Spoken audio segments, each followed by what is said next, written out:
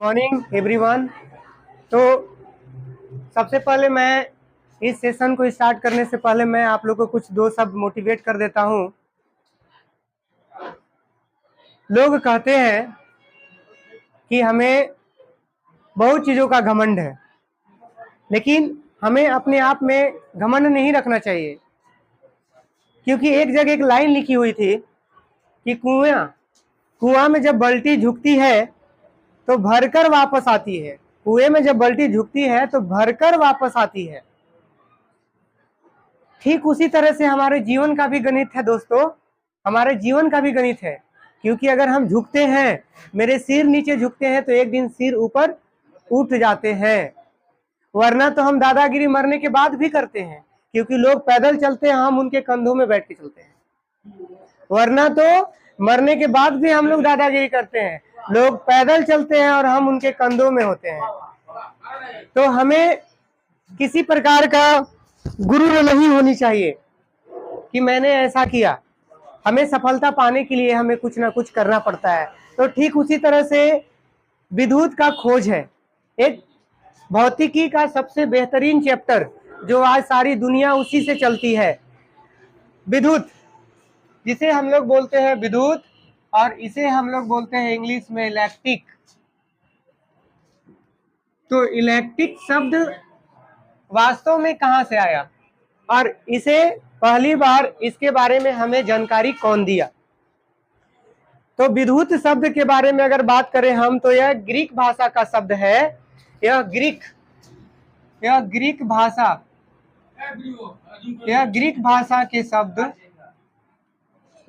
भाषा के शब्द इलेक्ट्रॉन से व्युत्पन्न हुआ एक शब्द है जिसमें एम्बर, जिसको अंबर भी बोलते हैं, अंबर या एम्बर बोल लो, अंबर से जुड़ा हुआ है, जिसमें अंबर शब्द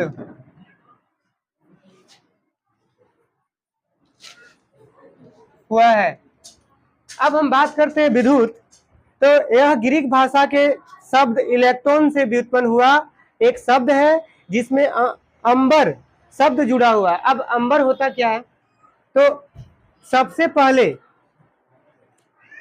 हमारे महान गणितज्ञ, भौगोलिक शास्त्री, भौतिक शास्त्री, अगर हम इतना भी बोले तो बहुत कम है, क्योंकि उस समय जब सुकरात और थेल्स और पाइथागोरस की बात हुआ करती थी, आज हम लोग किताबों में उन्हें पढ़ते हैं। तो थेल्स का आपने नाम सुना होगा। थेल्स कौन थे?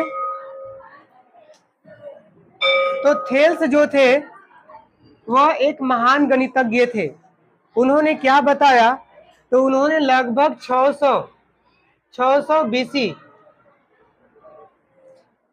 600 BC में, ईसा पूर्व में, उन्होंने क्या किया कि एक एम्बर नामक एक बहुत चिपचिपा पदार्थ होता था जो बाद में सॉलिड बन जाता था, उनको जब बिल्ली की खाल से, किसकी खाल? तो बिल्ली की खाल से उसको पहली बार रगड़ा गया। बिल्ली की खाल से जब पहली बार, मान लो कि खाल है, इसको पहली बार एम्बर नामक जो था, एम्बर नामक कैसा था? तो एक बीज था जो मानो तो हम कह सकते हैं एक सेम की बीज के आकार का। उसको जब बिल्ली की खाल में थेल्स ने जब उनको रगड़ के देखा, अब चाहे उस समय जादू हुआ होगा या चाहे वह मिस्टेक से वह रगड़े होंगे, चाहे वह जानबूझ के, हम लोग कह सकते हैं। तो उन्होंने जब रगड़ा तो पता क्या चला?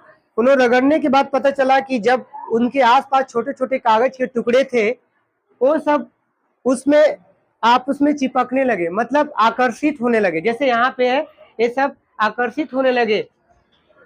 तो उन्होंने कहा कि जो एम्बर है इसको रगड़ने से इसमें एक अजब प्रकार का, एक अजब तरह का, एक अलग तरह का इसमें गुण उत्पन्न होता है कि बाकी पदार्थ को यह अपने अंदर क्या करता है, वह आकर्षित करने लगता है। मतलब इस तरह का अपना उन्होंने मत दिया। और शायद वही प्रयोग जो है आज आधुनिक काल में एक वरदान बन गया है, जो आज हम विद्युत के बिना हम अपनी बहुत सारे आवश्यकताओं को पूरा नहीं कर सकते हैं। तो थेल्स ने हमें लगभग दे तो दिया, ये पहले अपना प्रयोग तो किए लेकिन वो स्पष्टीकरण नहीं कर पाए।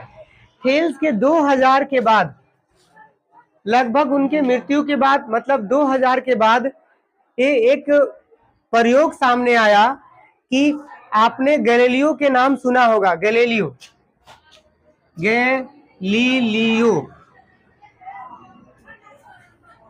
आपने गैलीलियो की नाम सुना होगा। सूक्ष्मदर्शी का खोज, टेलीस्कोप के बारे में 9 क्लास में आप लोग पढ़े होंगे।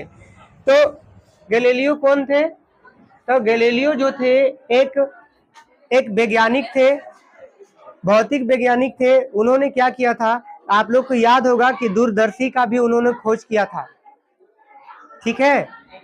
तो उनके यहाँ एक डॉक्टर रहते थे और उस डॉक्टर का नाम था, डॉक्टर का नाम था गिलवर्ट।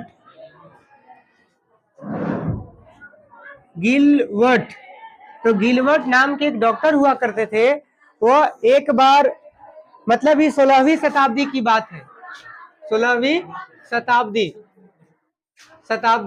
शताब्दी की बात है कि जो गैलीलियो के यहाँ जो समकालीन डॉक्टर हुआ करते थे उनका नाम था गिलवर्ट, विलियम गिलवर्ट था। और वह किए क्या कि वो जो थे वह इंग्लैंड की महारानी एलिजाबेथ के यहाँ वो इलाज करने के लिए जाते थे। तो वहाँ पे इलाज करने के लिए जाते थे, घरेलू डॉक्टर थे वो। तो वहाँ उन्होंने बताया कि जो एम्बर नाम का जो पदार्थ है उसको रगड़ने के बाद शीशे, बिल्ली की खाल और अन्य पदार्थ जो है वह चिपक जाते हैं। वास्तव में इसके अंदर जो है वह वास्तव में इलेक्ट्रॉन है। जो आज हम लोग इलेक्ट्रॉन के बारे में पढ़ते हैं वह गिलवर्ट ने ही बनाया था। विलियम गिलवर्ट वह एक डॉक्टर थे और किनके समकालीन थे? तो वह थे गैलीलियो के समकालीन थे। उन्होंने इंग्लैंड की महारानी एलिजाबेथ के यहाँ गए थे, उन्होंने घर इलाज करने के लिए गए थे और वहीं से इन्होंने क्या किया, वहीं से इन्होंने इसका नामकरण किया और जो आज हम लोग इलेक्ट्रॉन शब्द के बारे में पढ़ते हैं। और एम्बर शब्द के बारे में एक आया, तो एम्बर कहाँ से आया? तो एम्बर बाल्टिक सागर, एक बाल्टिक सागर है, बाल्टिक खाड़ी, वहां पे एम्बर नाम के एक वृक्ष पाया जाता है, जीवाश्मी पौधा पाया जाता है। वहीं से वैज्ञानिकों ने, जो गणितज्ञ थे, वहीं से इस बीज को लाए और यही से प्रयोग किए और उसके बाद आज हम लोग विद्युत के बारे में जानते हैं। विद्युत का मतलब ही होता है कि जहाँ पे आकर्षण का बल लगता हो, जहाँ हम खड़े हो जाए, उसको टच करें तो हमें अपनी ओर आकर्षित करता हो, तो हम समझ जाते हैं एक सरल भाषा में कि यह बिजली है, यह इलेक्ट्रॉन है, यह विद्युत है। तो इस तरह से हमारे विद्युत का खोज हुआ। और विद्युत का आज आधुनिक समय में बात करें तो बेंजामिन फ्रैंकलिन को श्रेय दिया जाता है कि 1704 ईस्वी के लगभग प्रारंभ हुआ। और बेंजामिन फ्रैंकलिन, आप लोग बेंजामिन फ्रैंकलिन के बारे में सुने होंगे। तो बेंजामिन फ्रैंकलिन कौन थे?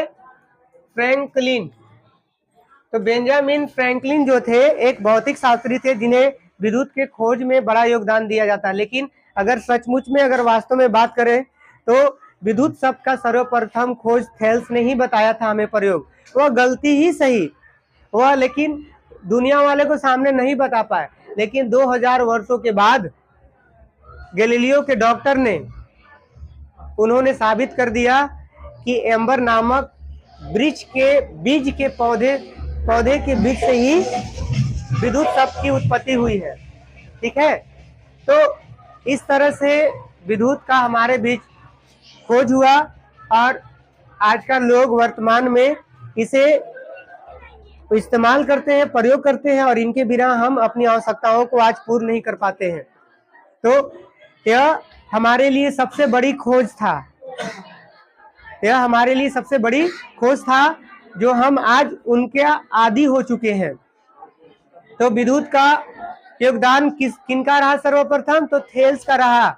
इलेक्ट्रॉन शब्द का नामकरण कौन दिया? तो गैलीलियो के समकालीन डॉक्टर विलियम गिलबर्ट ने दिया था।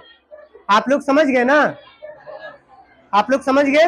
तो इस प्रकार से बिजली हमारे के बीच में आई और आज हम लोग भिन्न भिन्न तरीका से उसे अध्ययन करते हैं। तो ठीक है, आज मैं इस क्लास को यहीं पे समाप्त करता हूँ, फिर आगे इसी तरह से नया नया टॉपिक लेके आऊंगा आपके बीच में। ठीक है, धन्यवाद।